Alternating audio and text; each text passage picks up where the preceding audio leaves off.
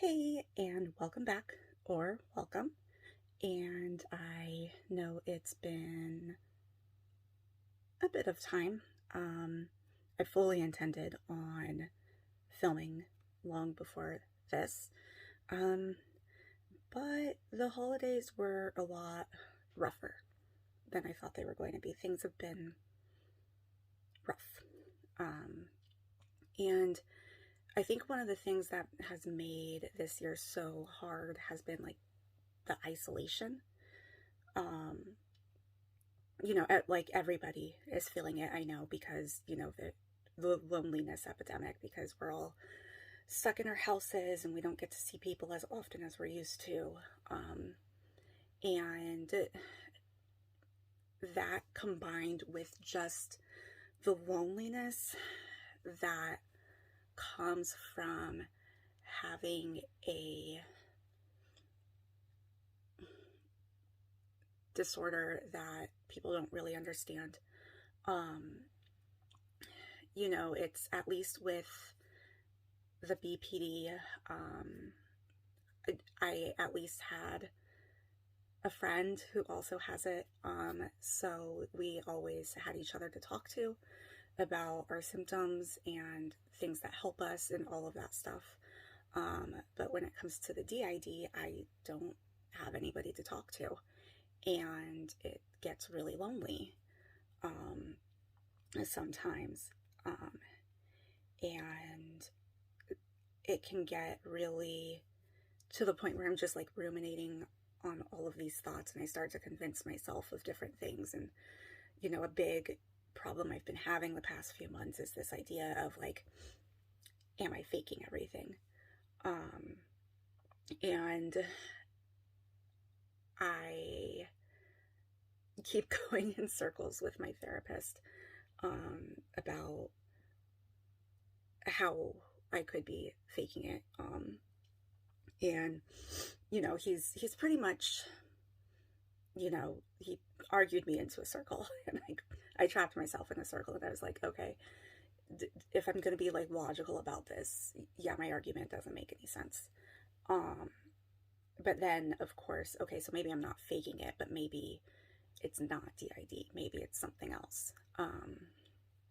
And like, and this has been true of most of the therapists I've seen throughout my life, but it's kind of it doesn't really matter what we call it, like, as long as we're, treating the symptoms, and making life a bit easier. But for me, I think like the hardest part is like, if it's not D.I.D, then I don't want to take up space in the D.I.D community. I don't want to be wrong about it, because I don't want to come out here and talk about my experience with D.I.D and then it ends up not being D.I.D. I just don't want to take up space in a community I don't belong to. So I've been having a hard time with that, a really hard time with that. And it really sucks that I can't really talk to anybody about it. And I know they say that like denial is a big part of the disorder. Like, it's meant to not be remembered. Like, D.I.D is developed so that you can remain in denial. And so if you accept the D.I.D, it means that you accept the trauma. And if you accept the trauma, it means the D.I.D isn't doing what it was developed to do. So it kind of becomes this merry-go-round of like, it's like, no, I'm totally faking this. I'm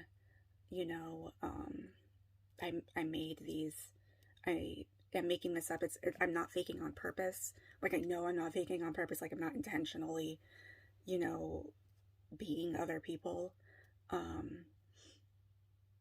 But like, it's almost as if maybe my maladaptive daydreaming like became so severe that now like those characters are actually like, I'm imagining that those characters that I'm becoming them.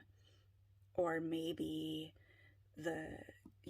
maybe it's just like an extreme form of dissociation from my BPD. And it's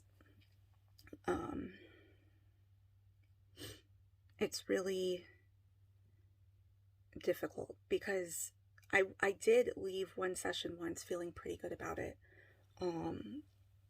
And my therapist had basically gone through, he pulled out his DSM, went through all of the criteria for D.I.D. He was like, you have, presents with more than, sorry, my cat's messing with the tripod, presenting with more than one identity that, is, what's the word? Is very differentiated from the other. And he was like, well, that I've seen plenty of evidence that that's the case. And then the second,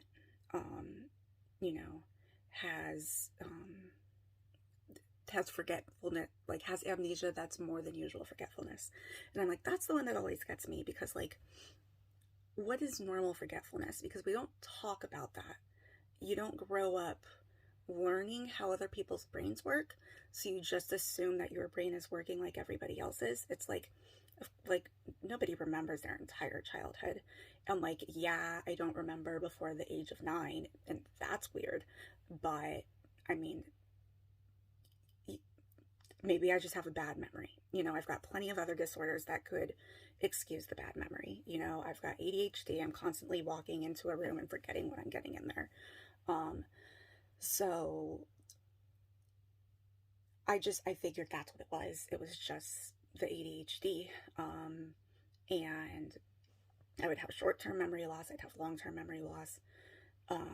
And I just figured that was normal. Like who remembers what they did 3 days ago? But my therapist looked at me and he said, you can't tell me what you did over the weekend. That's more than ordinary forgetfulness. And I was like, okay, at least I've got a definition for that, or, at least something to measure it against. The only thing that he's not really clear on is if it really qualifies as a disorder. It's like, I have the dissociated identities, that is clear. But does it cause enough interference in my life to be a disorder? He says that he doesn't think the alters really cause much problems, and I'm like, not usually. A couple of them sometimes cause problems with, interpersonal relationships. But the thing that really is debilitating is the dissociation, and it gets so bad sometimes. Like, it's so difficult to wake up in the morning and like not know who I am. And I'm in a blur. I walk around in this like congealed blob of people, and I don't know who I am. And sometimes we won't know who's fronting until somebody else speaks to us or we interact with something, because it'll be like the way that we respond will be like, oh, I'm so-and-so. And then we kind of start to like feel more present in the body. But there is also the dissociation without the switching, where they're just hours of nothing. And it's like, and then people ask like, well, what did you do yesterday? And you're like, it's blank. There's nothing there. So that's really difficult. And at the same time, it's like, oh, well, but it can't be D.I.D because it doesn't look like this, or it doesn't present in that way. And I think one of the hard things is that like most of the people that you see the videos for on YouTube and TikTok are the ones that have the really like overt alters, like the ones that it's very clear when they switch, like they have their voices are different or they have accents. We're a very covert system, and we had to be like that. There's no way we would have gotten through if we hadn't been covert. And so it's difficult because it's kind of like, well, am I actually becoming other people, or am I playing becoming other people? But it feels like I'm different. Like I don't feel like it's me. And this has been for years. And I it's hard to say how long things have been going on because my memory is so bad, because I can't look back and say, oh, this is when that started, because I can't remember. My memory doesn't work in like a timeline. There's like flashes of things here and there. It's like I'll remember the beginning and the end of something, but not the middle. Or like there'll be entire years of my life that I remember like 3 or 4 things from. And maybe that's normal. I don't know. But it is hard for me to be able to pinpoint when exactly certain things happened. And one of the things that happens with us is that when we're switching, it's almost as if the person who's coming to the front kind of gets like a check-in. Like it's like, oh, here's like a file of everything that's going on in the moment, and they get it, they download it, and when they front, they know what's going on. Like they can transition smoothly as if nothing happened. And I've never had, I've rarely had a moment where we switched and the person who was fronting didn't know what was going on. And so for me, it's kind of like, oh, well, that means that there's not amnesia between alters. But then as the period, like as a couple, like 2 days later, if I look back on that, I won't remember the stuff that I didn't do. And I have to get that information from somebody else. They have to feed that to me. And I haven't heard anybody else talk about experiencing D.I.D this way. And I know, like, there's no one way for D.I.D to present. It's that's why I think the characteristics of it are so limited, is because it presents in so many different ways that you can't say somebody has it or doesn't have it, because they are or are not like other systems. And I am 100% like, you don't fake claim people, because like you don't know what's going on in their head. And you can't, first of all, if you're not licensed, you can't diagnose anybody anyway. And even people who are licensed can't diagnose somebody they haven't met with personally. So anybody who's fake claiming other people on the internet, like, you can't, you can't, like, you don't have the ability to do that. And it's not their responsibility to prove it to you.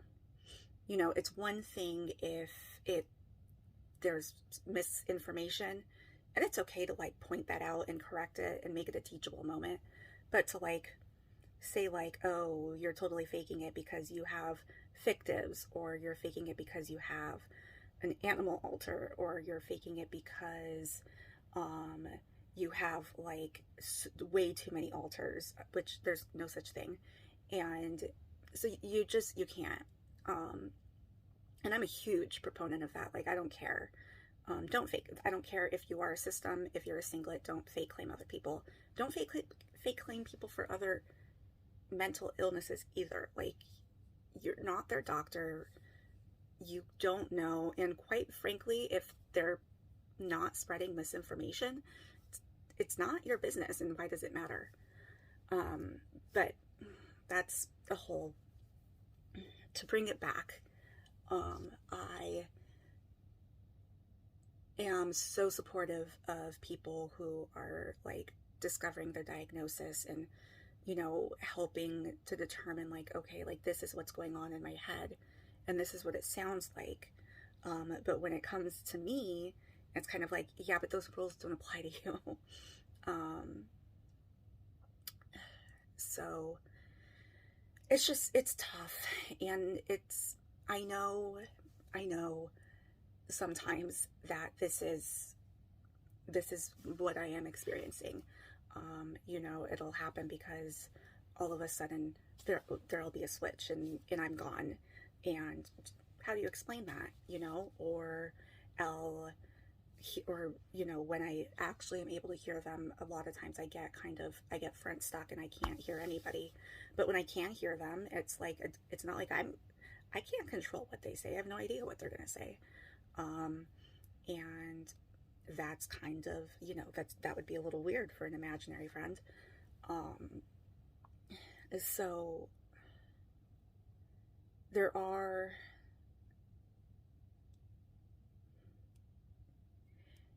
and as they say, like, they're constantly saying, like, we know we exist. We don't care what you call it. We know we exist. But again, it's like, it's that doubt because I don't have the same experiences as some of the other people on here do.